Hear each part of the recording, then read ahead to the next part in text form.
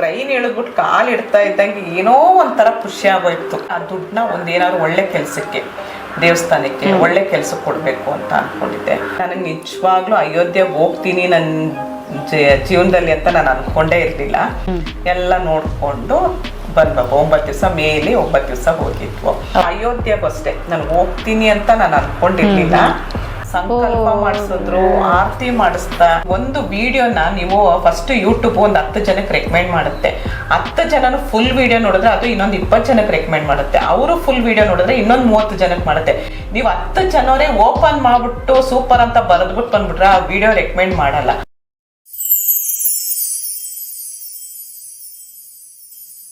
ಅಮ್ಮ, ನೀವು ಯೂಟ್ಯೂಬ್ ಮಾಡಬೇಕಾದ್ರೆ ಬರೀ ಮನೇಲಿ ಮಾಡ್ತೀರಾ ಇಲ್ಲ ಹೊರಗಡೆ ಯಾವ ಯಾತ್ರಾ ಸ್ಥಳಗಳಿಗೆ ಹೋಗಿ ಮಾಡಿದ್ದೀರಾ? ಅದ್ರ ಬಗ್ಗೆ ತಿಳಿಸ್ಕೊಡಿ ಅಮ್ಮ. ನನಗೆ ನಮ್ಮ ಅಣ್ಣ, ನಾನು ಯಾತ್ರಾ ಸ್ಥಳ ಅಂತಂದ್ರೆ ಫಸ್ಟ್ ಬೆಂಗಳೂರಲ್ಲೇ ಅಲ್ಲಿ ಇಲ್ಲಿ ಹೋಗ್ತಿದ್ದೆ. ಚನ್ನಪಟ್ಟಣ, ಮೈಸೂರು, ಈ ಕಡೆ ಧರ್ಮಸ್ಥಳ. ನಮ್ಮ ಅಣ್ಣನ ಕಾರ್ ಇದೆ. ನಮ್ಮ ಅಣ್ಣ ಎಲ್ಲಿ ಹೋಗ್ಬೇಕಾದ್ರೂ ಕರೀತಾನೆ, ಏ ಬಾಮ್ಮ ಅಲ್ಲೋಗೋಣ, ನಮ್ಮ ಅಣ್ಣ ಶೂಟ್ ಮಾಡಬಾ, ಒಂದು ಗಿಡ ಹೊಲ ತೋರ್ ನೋಡಿದ್ರು ಶೂಟ್ ಮಾಡ್ತೀಯಮ್ಮ ಅಂತ ನಿಲ್ಲಿಸ್ತಾನೆ. ಹಂಗೆ ತುಂಬಾ ಸಪೋರ್ಟ್ ಮಾಡ್ತಾನೆ ಅವನು. ನನಗೆ ನಿಜವಾಗ್ಲೂ ಅಯೋಧ್ಯೆಗೆ ಹೋಗ್ತೀನಿ ನನ್ನ ಜೀವನದಲ್ಲಿ ಅಂತ ನಾನು ಅನ್ಕೊಂಡೇ ಇರ್ಲಿಲ್ಲ. ನಮ್ಮಣ್ಣ ಇದ್ದಕ್ಕಿದ್ದಂಗೆ ಹೋಗೋಣಮ್ಮ ಕಾಶಿಗೆಲ್ಲ ಓಟ್ ಬರೋಣ ಅಂತ. ನನಗೆ ಇವಾಗ ಏನಾದ್ರೂ ಅದೇನೋ ಸ್ವಾಮಿ ಕಾರ್ಯ ಸ್ವಕಾರ್ಯ ಅಂತಾರಲ್ಲ, ಹಾಗೆ ಏನ್ ನೋಡಿದ್ರು ಯೂಟ್ಯೂಬ್ ವಿಡಿಯೋ ಆಗತ್ತಾ ಹೋಗ್ತೀನಿ, ಇಷ್ಟೇ ನನ್ಗೆ ಆಗಿರೋದು. ಆಮೇಲೆ ಕಾಶಿಗೆ ಹೋಗಿದ್ವು, 9 ದಿವಸ ಹೋಗಿದ್ವು. ನಾನು ನಮ್ಮಣ್ಣ ನಮ್ಮ ಅತ್ತಿಗೆ ಹೋಗಿದ್ವು.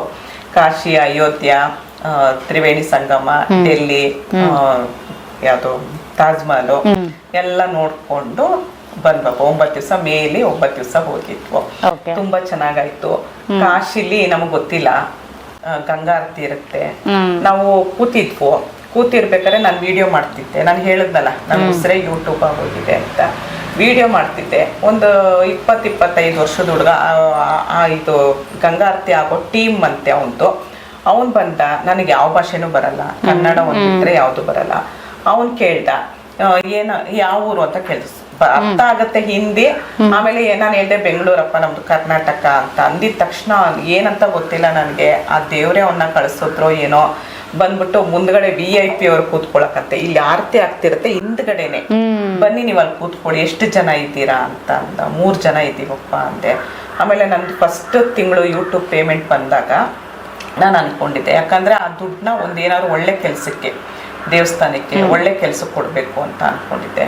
ನಾನು ಚನ್ನಪಟ್ಟಣದಲ್ಲಿ ಗೌಡಗೆರೆಯಲ್ಲಿ ಚಾಮುಂಡೇಶ್ವರಿ ದೇವಸ್ಥಾನ ಇದೆ. ಅಲ್ಲಿ ಹೋದ್ಮೇಲೆ ಒಂದೇ ತಿಂಗಳಿಗೆ ನನ್ ಮೊನಟೈಸ್ ಆಯ್ತು. ನಂದು ಚಾನಲ್ ಶುರು ಮಾಡಿ 1 ತಿಂಗಳಿಗೆ ಮೊನಟೈಸ್ ಆಗಿತ್ತು ನಂದು. ಅಲ್ಲಿ ಹೋದ್ಮೇಲೆ ನನ್ಗೆ $1 ಆಯ್ತು, ದುಡ್ಡು ಬಂತು. ಅಲ್ಲಿ 1 ತಿಂಗಳಿಗೆ ಒಂದ್ ದಿನದ ದಾಸೋಹಕ್ಕೆ 2,500 ಅದನ್ನ ಕೊಡ್ತೀನಿ ಅಂತ ಹೇಳಿದ್ದೆ. ಅಲ್ಲಿ ಕೊಟ್ಬಿಟ್ಟು ಬಂದೆ ಅಮೌಂಟ್ ಬಂದ್ಮೇಲೆ. ಆಮೇಲೆ ಸ್ವಲ್ಪ ಬೀದಿ ನಾಯಿಗಳಿಗೆ ಸ್ವಲ್ಪ ಊಟದ ವ್ಯವಸ್ಥೆ ಮಾಡ್ಕೊಂಡೆ ನಾನೇ. ಆಮೇಲೆ ಇನ್ನು ಯಾರಿಗಾದ್ರೂ ಕೊಡ್ಬೇಕು ಅಂತ ಇದ್ದೆ. ಅಲ್ಲಿ ಕಾಶಿಲಿ ಅವ್ರು ಬಂದೆ, ನಾನು ಹೇಳಿದ್ನಲ್ಲ ಹುಡ್ಗ, ಅವನ್ ಬಂದು ಮುಂದೆ ಕೂತ್ಕೊಳ್ಳಿ ಅಂತ ಅಂದ. ಕೂತಿದ್ದೆ. ಆಮೇಲೆ ನಾವಿಲ್ಲಿ ಗೋವುಗಳಿದೆ, ಆಮೇಲೆ ಗಂಗೆನ ಕ್ಲೀನ್ ಮಾಡ್ಸೋದಕ್ಕೆ ಅದಕ್ಕಿದಕ್ಕೆ ಅಂತ ನಿಮ್ ಕೈಯಲ್ಲಾಗಿದ್ದು ಏನಾದ್ರು ಕೊಡ್ತೀರಾ ಅಂತ ಕೇಳ್ದ. ಅಲ್ಲಿ ಸ್ವಲ್ಪ ದುಡ್ಡು ಕೊಟ್ಟೆ. ಅದಾದ್ಮೇಲೆ ಅವನು ನಮ್ ಕೈಲ ಆರತಿ ಮಾಡಿಸಿದ್ರು, ಸಂಕಲ್ಪ ಮಾಡಿಸಿದ್ರು, ಆರತಿ ಮಾಡಿಸ್ತಾ. ಅದಂತೂ ನನ್ನ ಲೈಫಲ್ಲಿ ಮರೆಯಕ್ಕಾಗಲ್ಲ. ಅಂದ್ರೆ ಫಸ್ಟ್ ಟೈಮ್ ಅಮ್ಮ ಹೋಗಿರೋದು ಅಯೋಧ್ಯೆಗೆ. ನಮ್ ಕೈಯಲ್ಲೇ ಅವನು ಸಂಕಲ್ಪ ಮಾಡಿಸಿ, ನಾನು ಪ್ರತಿಯೊಂದು ವಿಡಿಯೋ, ನಾನು ಏನ್ ನೋಡಿದ್ರು ವಿಡಿಯೋ ಶೇರ್ ಮಾಡ್ಕೊಳ್ತೀನಿ ಜನದ ಹತ್ರ. ನಾನು ಯಾಕಂದ್ರೆ ನನ್ನ ಇಷ್ಟ ಪಡೋರು ತುಂಬಾ ಜನ ಇದ್ದಾರೆ. ನಾನು ಒಂದು ಸೀರೆ ಉಟ್ರು, ಅಮ್ಮ ನೀವು ಈ ಸೀರೆ ಚೆನ್ನಾಗಿ ಕಾಣಿಸ್ತೀರಾ, ಅಮ್ಮ ನಿಮ್ದ. ನನ್ಗೆ ಒಬ್ರು ಬರ್ತಾರೆ ನನ್ನ ಲೈವಲ್ಲಿ, ಅವರು ನನ್ ಕೂರ್ಲು ಸ್ವಲ್ಪ ಹಿಂಗ್ ಹಾರಾಡುತ್ತೆ. ಅವ್ರು ಅದಕ್ಕೆ ನನಗೆ ನಾನು ಕೊಡಿಸ್ತೀನಮ್ಮ ನಿಮ್ಗೆ, ಅದೇನೋ ಏನೋ ಗೊತ್ತಿಲ್ಲ ನನಗೆ, ಅಮ್ಮ ನನ್ ಕಡೆಯಿಂದ ಗಿಫ್ಟ್ ಅಮ್ಮ ಅದು ಅಂತ ಅವ್ರದ್ದು ಚಾನಲ್ ಇಲ್ಲ ಅವ್ರದ್ದು. ನನ್ಗೆ ಹೇಳ್ತಾರೆ ಅದನ್ನ ನಾನು ಕೊಡಿಸ್ತೀನಮ್ಮ ನಿಮ್ಗೆ. ಅಷ್ಟು ಪ್ರೀತಿ ಮಾಡೋರಿದ್ದಾರೆ ನನ್ಗೆ. ಮೊನ್ನೆ ಲೈವಲ್ಲಿ ಸುಮ್ನೆ ಅಂದೆ, ಅವ್ರು ಯಾರೋ ಬಂದ್ಬಿಟ್ಟು ಅಮ್ಮ ನಿಮ್ ದುಡ್ಡಬ್ಬ ಯಾವತ್ತಮ್ಮ ಅಂದ್ರು. ನಾನು ಇವತ್ತೇ ಕಣಪ್ಪ ಅಂದೆ. ಸುಮ್ನೆ ನನ್ ತಮಾಷೆ ಅಂದೆ, ಇವತ್ತೇ ಕಣಪ್ಪ ಅಂದಿದ ತಕ್ಷಣ ಅಷ್ಟು ಜನ ಅಮ್ಮ ಹುಡ್ತಪ್ಪ, ಅಮ್ಮ ಹಾಪಿ ಬರ್ತಾರೆ. ಅಯ್ಯೋ ತಾಯಿಗಳ ಇಲ್ಲಮ್ಮ ನನ್ ತಮಾಷೆಗೆ ಹೇಳಿದ್ದು ಅಂತ. ಅಷ್ಟು ಜನ ಪ್ರೀತಿ ಮಾಡ್ತಾರೆ. ಹಾಗಾಗಿ ಏನೊಂದು ವಿಡಿಯೋ ಇದ್ರೆ ನಾನು ಅವ್ರ ಹತ್ರ ಹಂಚ್ಕೊಳಕ್ ಇಷ್ಟಪಡ್ತೀನಿ. ನನಗಂತೂ ಆ ಕಾಶಿದ್ ವಿಡಿಯೋ ಇನ್ನು ಮುಂದೆ ಸಿಗುತ್ತೋ ಇಲ್ವೋ ನನಗೆ ಗೊತ್ತಿಲ್ಲ. ಸಂಕಲ್ಪ ಮಾಡಿಸಿ ಆರತಿ ಮಾಡಿಸಿ ನಮ್ಗೆ ಅಷ್ಟು ಚೆನ್ನಾಗಿ ನಾವು 3 ದಿವಸ ಇದ್ವು ಕಾಶಿಲಿ. 3 ದಿವಸನೂ ನನ್ಗೆ ಅದೇ ತರ ನೋಡ್ಕೊಂಡ್ರು. ಆಮೇಲೆ ನಾನು ಲೈವ್ ಅಲ್ಲಿ ಇದ್ರೆ ಅವರೇ ಫೋನ್ ತಗೊಂಡು ಲೈವ್, ನಾನು ಆರತಿ ಮಾಡ್ತಾ ಇದ್ದಿದ್ದು ಅವನೇ ಫೋನ್ ತಗೊಂಡು ವಿಡಿಯೋ ಮಾಡ್ತಾ ಅವನು. ಅಷ್ಟು ಸಪೋರ್ಟ್ ಮಾಡಿದ್ರು ನನಗೆ. ಹಾಗಾಗಿ ಅದು ಆಮೇಲೆ ಅಯೋಧ್ಯೆಗೂ ಅಷ್ಟೇ ನಾನು ಹೋಗ್ತೀನಿ ಅಂತ ನಾನು ಅನ್ಕೊಂಡಿರ್ಲಿಲ್ಲ. ಟ್ರೈನ್ ಇಳಿದ್ಬಿಟ್ಟು ಕಾಲ್ ಇಡ್ತಾ ಇದ್ದಂಗೆ ಏನೋ ಒಂಥರ ಖುಷಿ ಆಗೋಯ್ತು. ಯಾಕಂದ್ರೆ ನಾನು ನಿಜವಾಗ್ಲೂ ಮನ್ಸಲ್ಲೂ ಅನ್ಕೊಂಡಿರ್ಲಿಲ್ಲ ನಾನು ಹೋಗ್ತೀನಿ ಅಂತ. ಅದೆಲ್ಲ ನಮ್ಮ ಅಣ್ಣನ ಮಗ ಪ್ರತಿಯೊಂದು ಅರೇಂಜ್ ಮಾಡಿ ಕಳ್ಸಿದ್ದ. ನಾವ್ ಅಲ್ಲಿ ಹೋಗಿ ಒಂದ್ ಕ್ಯಾಬ್ ಹುಡುಕ್ಬೇಕಂತಾನು ಇರ್ಲಿಲ್ಲ. ಅವನೇ ಇಲ್ಲಿಂದಾನೆ ಹೋಟೆಲ್ ಬುಕ್ ಮಾಡಿದ್ದ, ಇಲ್ಲಿಂದಾನೆ ಒಂದೇ ಬಾರ ಟ್ರೈನ್ ಬುಕ್ ಮಾಡಿದ್ದ. ಪ್ರತಿಯೊಂದು ನಮ್ಗೇನೂ ತೊಂದ್ರೆ ಆಗ್ಲಿಲ್ಲ. ಎಷ್ಟು ಖರ್ಚಾಯ್ತು ನೀನ್ ಕೇಳಲಿಲ್ಲ, ನಾನೇ ಹೇಳ್ತೀನಿ. 9 ದಿವಸ ಇದ್ದು ನಾವು ಹೋಟೆಲ್ ಊಟ, ಲಾಡ್ಜು, ನೀರು, ತುಂಬಾ ಬಿಸಿಲು, ಇರಕ್ಕೆ ಆಗಲ್ಲ. 2 ಲೀಟರ್ ನೀರ್ ತಗೊಂಡ್ರೆ 3 ಜನಕ್ಕೆ ಒಂದ್ ಸುತ್ತಿಗೆ ನೀರ್ ಬರ್ತಾ ಇರ್ಲಿಲ್ಲ. ಅಷ್ಟೆಲ್ಲ ಖರ್ಚು ಮಾಡಿದ್ರು ಬರೀ 28,000 ರೂಪಾಯಿ ನಾವು ಕಾಶಿ ಯಾತ್ರೆ ಮುಗಿಸ್ಕೊಂಡು ಬಂದ್ವಿ 9 ದಿವಸಕ್ಕೆ. 9 ದಿವಸ ಯಾವ ಪ್ಲೇಸ್ಗೆ ಹೋಗಿದ್ರಮ್ಮ? ಕಾಶಿ, ಪ್ರಯಾಗ್, ಗಯಾ? 3 ದಿವಸ ಕಾಶಿ, 1 ದಿವಸ ಪ್ರಯಾಗ್ರಾಜ್ ಇದ್ದು, 1 ನೈಟ್ 1 ಡೇ ಇದ್ವು. ಅದಾದ್ಮೇಲೆ ಅಯೋಧ್ಯೆಗೆ ಬಂದ್ವು. ಅಯೋಧ್ಯೆದಲ್ಲಿ 1 ದಿನ 1 ನೈಟ್ 1 ಡೇ ಇದ್ವು.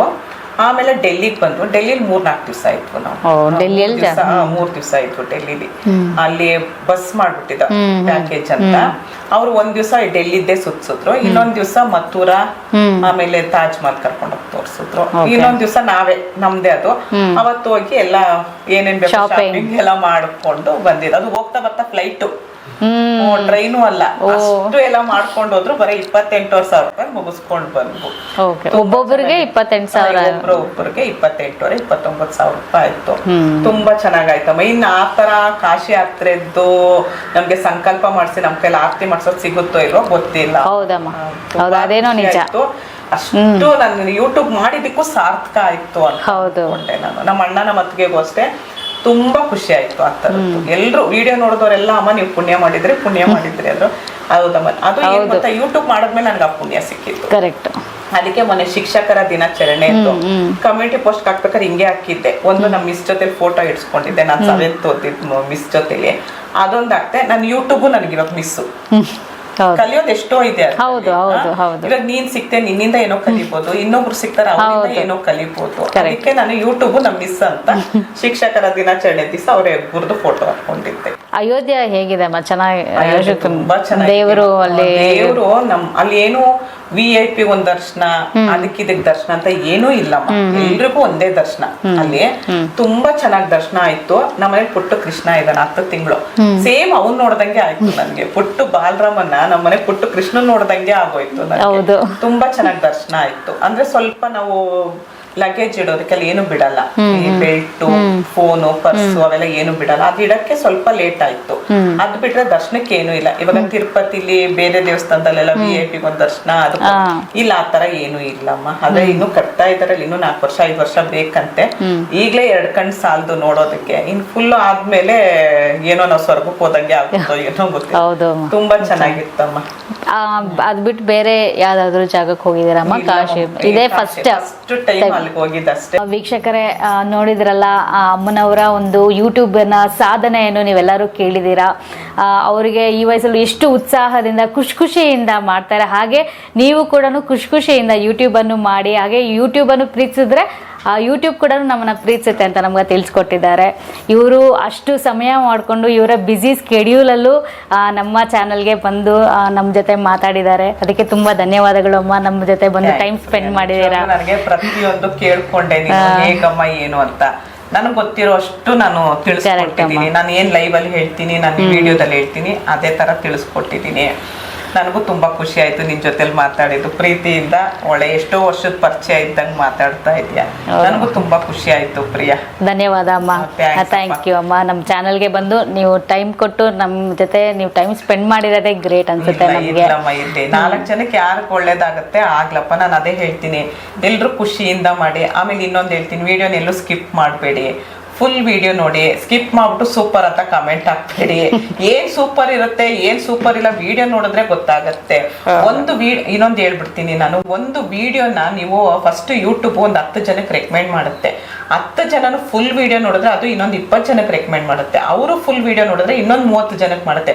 ನೀವು 10 ಜನರೇ ಓಪನ್ ಮಾಡ್ಬಿಟ್ಟು ಸೂಪರ್ ಅಂತ ಬರೆದ್ಬಿಟ್ಟು ಬಂದ್ಬಿಟ್ರೆ ಆ ವಿಡಿಯೋ ರೆಕಮೆಂಡ್ ಮಾಡಲ್ಲ.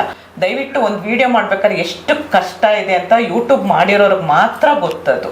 ಅದಕ್ಕೋಸ್ಕರ ನಾನು ಹೇಳ್ತೀನಿ, ದಯವಿಟ್ಟು ಸ್ಕಿಪ್ ಮಾಡಬೇಡಿ. ಲೈಕ್ ಕೊಡದೇ ಇದ್ರೆ ಪರವಾಗಿಲ್ಲ, ಫುಲ್ ವಿಡಿಯೋ ನೋಡಿ. ನೀವು ಇಷ್ಟ ಆಗೇ ಆಗುತ್ತೆ. ಇಷ್ಟ ಆದ್ಮೇಲೆ ಒಂದು ಲೈಕ್ ಕೊಡಿ, ಫಸ್ಟೇ ಲೈಕ್ ಕೊಡಬೇಡಿ.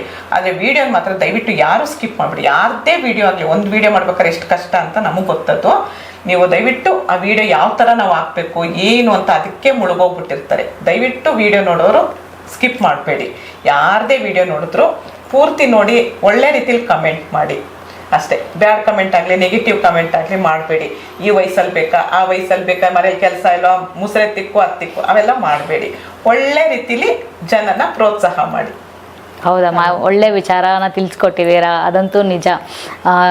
ಕಾಲು ಎಳೆಯೋರೆ ಜಾಸ್ತಿ ಏನಾದರೂ ಒಂದು ಸಾಧನೆ ಮಾಡಕ್ಕೆ ಹೊರಟಿದ್ದೀವಿ ಅಂದಾಗ.